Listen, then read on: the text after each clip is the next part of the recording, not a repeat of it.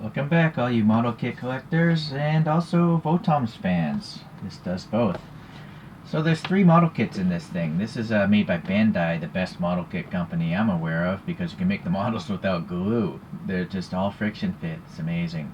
They have a line of robots or mechas called Super Minipla, and VOTOMS is a franchise by Sunrise about basically walking tanks. There's a person inside this cockpit here, but it's like a tall tank.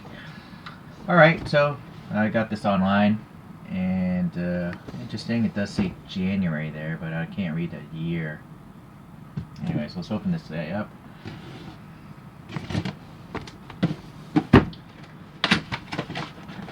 And then there's 3 different models in here. They historically have the same box on the sides, except for the front is the only difference. So yeah, you can see they are different. So this is the first one. This is number 1, 2, 3. These guys will be built later on. I like this to start in order of the case. But I did make a figure very similar looking to this from a later series. Maybe it was volume 3. I forget which volume I got first. Alright, well, let's look at this box here. Nice little promo pic, and then trying to sell you the other figures. This one's around 85 millimeters tall. This one's around 95 millimeters. I'm guessing that's what that means. No date on this thing here. And then yes, you can actually, there are some parts that make it land. It doesn't transform like a Takara Actic Gear one, but they do give you parts if you do want to pose it in this open position. And from my understanding, it's not going to be a figure in here, which is kind of weird, but maybe they did have it on this first series. So you can open it from the top or the bottom. I'm going to throw this box away anyway, so I guess it doesn't matter. Oh, it's funny. There's a little piece of chewing gum, but I don't know how old this is. I'm sure it's quite old because it's volume 1, and they put out volume 4. Alright, let's get through that. Let's look at these instructions quickly and see if there's no date to anything. So the instructions I find are pretty good. What I'm going to do is historically is just clip out the parts off, put them in bins, and then just look at the instructions and try to assemble it. So what's nice here is a lot of the parts are painted. The details, like all these gold lines here. So that's very nice. I don't have to deal with that. And this darker blue doesn't look as cheap as some of the other ones I've run into. And actually, if you wanted it to look perfectly, you'd repaint all these things, because when you clip them off the sprues, you're going to get that ugliness. Alright, so you can see, yeah, this looks very similar. It might actually be identical to the one I already built, which would be a real shame. But we'll have to wait and see. So let me fast forward this. I think I do it at 4 times speed, so you can slow it down or fast forward it even more using the settings in YouTube.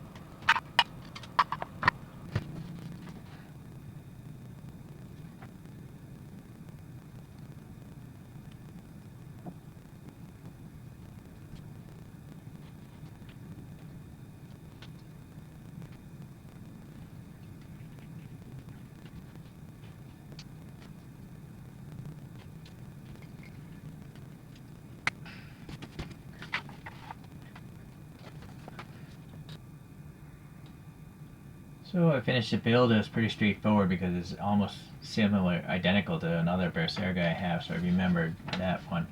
But here are these little extra parts. If you want, you can remove the knee joints in these shields, I guess, and then pop these pieces in, and it'll be in the crouching down mode. But the thing doesn't even have a pilot, as I mentioned, so I'll never display it in the open mode. But that's what those pieces are. And then there's 2 hands on the figure, and there's 4 extra hands. So you got 2 fists, 2 grip hands, and then 2 open hands. Okay, let's go over the articulation of this guy. So everything's pretty tight because it's Bandai and it's a brand new model, so the joints are really tight. First thing, we'll start at the top here. So the head has a key index, and you have to twist it like 45 degrees to get it in and out. But otherwise it's trapped in there. This doesn't move up and down, it's just permanently in place. But the cockpit, it does open, which is nice. The cockpit has great detail, but without a pilot it's kind of silly, I think. I really don't understand why they don't make a pilot figure. Okay, there's even like details up there on the underside. So if you wanted to take the effort to paint that, it could end up looking really nice, but I'm not taking that effort. Alright, so let's pop this back down. It sits pretty tight. Well, actually, maybe not. I'm mistaken. Okay, so this arm obviously is not symmetric with the other arm, but the mechanics are pretty much the same, it seems. So there's a ball peg here in the shoulder sticking out of the torso, and so you can get rotation and a little bit of in and out movement. Okay, the top of the bicep does rotate, so you can see that. And then there's a single joint here for the elbow, and you can actually still get more than 90 degrees. Even what's stopping it is this shield is colliding it.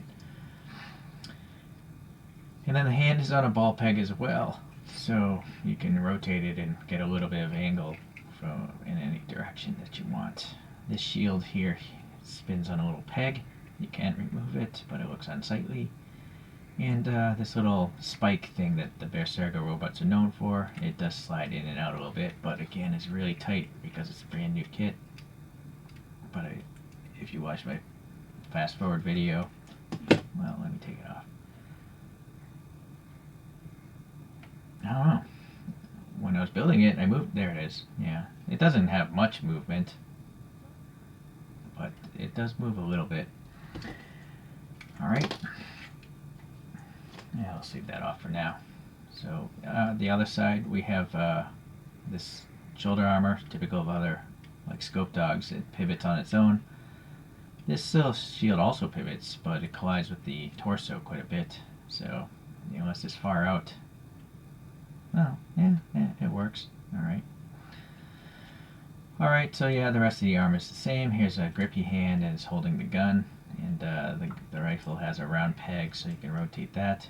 And then I like that, you know, the stock isn't so big. It doesn't collide so bad. And you can also move it away, so there's the full articulation of the arm. It's pretty good for a chunky robot. Okay, so the torso, there's a big ball peg system going on there. So a little forward, back, rotation, you know. So not bad. This little thing I think is for like some sort of stand. It doesn't come with a stand, but maybe if you have a different action figure, you can fit it on there. So the hips here, you can see the ball peg there. So you can obviously rotate and get a lot of angle, you know, splaying out here.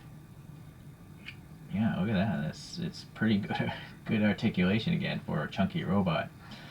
You can remove this armor plate. I'm not sure why you would. It's just a friction fit. The whole thing again is friction fit, so you can take it apart, paint it, or whatever you want to do. The knee is a single joint, single hinge there, but pretty good articulation again. It's like 90 degrees. Alright, nice and tight.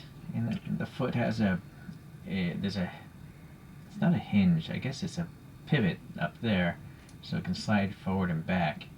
And then at the bottom there's a ball, so then the foot can have rocker, some front and back tilting, and combined with, you know, the forward back there, you can get a pretty good range of stuff. What's limiting it is these little hose pieces here. They're colliding inside that opening there, right? So I guess if you really wanted a lot of movement, you might want to trim that down a little bit, but it'll look weird. You know, that right there looks weird, so you want to keep it kind of up in there. Alright, so other features, I'm going to guess these are thrusters. It has 3 drive wheels, but you'd have to paint those black to make it more realistic. The backpack has a nice pre-painted red vent here. Some grab rails there, so it's a walking tank, as I say. People gotta get in and out of it. This one seems the most user-friendly for humans, because even if it wasn't crouching down, you could probably grab this thing, climb, put your foot here, climb up, grab that thing, put your foot there, and then you could probably get in and out of this thing. Not really sure why there would be a grab rail over here. Maybe like this is an ammo canister or something, I'm not sure. Alright. So again, with tight joints, you can get some funky poses.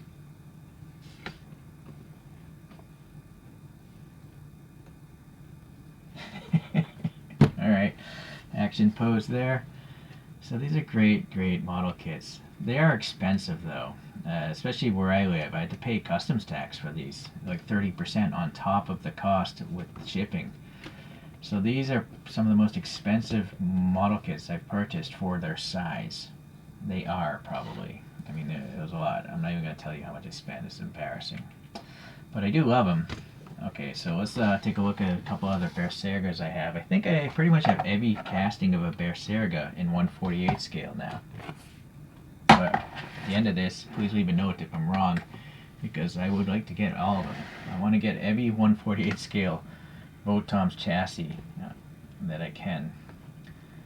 Alright, so let's start in chronological order. So Takara Tomy has this line called Actic Gear, and these are fantastic. They really are. This is all pre-painted, all this stuff is pre-assembled, most of it. You might have to, you know, I think I probably had to assemble the gun, but the figure itself was all done. You know, some accessories you might have to add. So this is just called the Berserga. It's the first chassis, ATH-Q64, and the Takaras have figures, so that's what I like about them. Granted, it's not painted, but if you want to paint it, it would look fantastic. And then these things have articulation for the visors, which you know, the model kits do not. So the head spins and all that stuff, and same tight joints and all that stuff as well. So I'm pretty sure Bandai is making these, or made these, for Takara Tomy, because they're so similar in their execution of tightness and details. So this one's got some funky little additional foot pads that can go up here or underneath the feet. Is it spinning too fast? There we go. So that's the very first one. You know what? I don't even think I have room to put these on this little coaster, so forget it. I want to line them up in chronological order. So that's the first. The second one is also by Takara Tomy, and this is from a 3-pack called the Battle on Quent. And this is chassis ATH-Q58, and it's called a Berserga DT. I don't know what the DT stands for, but you can see it's got hoses now sticking out of the leg. The shield spike thing is a little bit different. It's got some venting on there, but again, it was all painted. It came assembled mostly like this. So this is a really cool one, and again, you have an unpainted figure. This is not the figure that probably would be driving this. I forget what his name was. Sorry. I think this one came with 2 figures, so I put in this guy instead of the tall guy. Alright, so this is another great one, and it's nice rich colors, you know. Even though you can see the little clippings of the sprue marks, the plastic is so dense and thick, they look high quality to me. Okay, so moving down the line, I think this is actually the third one, because this is volume 1 of the Blue Knight series. So that's where that stands. And then in volume 2 of the Blue Knight series, this might have been the first one I made from these model kits. This is called the Berserga Super Execution. and his chassis ATH-Q63-BTS HSX. That's a long chassis code. So it's similar, but different at the same time. But the legs, everything on the bottom is identical, it seems. Even I think the torso, how it was constructed, was the same. But this plate up here for the cockpit is different. Oh, and I think it did put this figure in from that other, from a different Takara Tomy thing. So that's kind of neat. Anyway, so you can see this one has rivets and stuff like that. It's a little bit different. And then you can clearly see this shoulder armor is different. But this model kit did come with that as well. So I just went with this one. And then it also came with a normal shoulder like that, but it came with this option as well. So with the options, you can make it look a little bit different, or significantly different from that guy. The shields are also different, so that's cool. Yeah. Like the top half is pretty much all different. Just the lower half is the same. Alright, and the very last one is from the, I think the third volume? Yeah, volume 3 of the Blue Knight series. And this is called Berserga SSS-X Testarossa. And the chassis code is ATM-FX Infinity. I don't make up these names, guys. So it's still a Berserga, but it's totally wacky looking. It looks, you know, these all look like they could have been made in the same decade. But this looks like it was made in like in the next century in its appearance. You know, it's such a crazy face. But it still has like this tall antenna looking thing here. It still has a shield with a spike coming out of it. And then, yeah. But other than that, it is just totally, it's out there. It's significantly taller. It's very stylized. You know, it's almost not even a VOTOMS anymore. If you didn't have the original ones, you'd be like, that just looks like a crazy Gundam. Alright, so that is the Berserga lineup that I'm aware of by Takara and also Bandai. So if there is a sixth one or even more, please let me know in 1/48 scale again. I don't want to collect the larger scales, there's no room for it. But let me pause and let's let this guy spin on its own. Alright, there it is in all its glory. It's a fine model kit. Again, if you want to make it look perfect, you'd have to repaint it all to hide all those sprue cuts. You know, you can see all the little white rectangles. I was trying to be as careful as I could, but there's nothing you can do. So, yeah. And I don't want to take the time to clip them far away and file them down. You might as well just repaint it at that stage. Alright, well anyways, it's another cool model kit, and if you hang tight, I'm going to build all 12 of these Berserga series, Blue Knight series. I'm not going to do them in order, I'm just going to do whatever I feel like making that day. So I apologize for that, but hopefully I'll see you in the next video about VOTOMS. Bye now.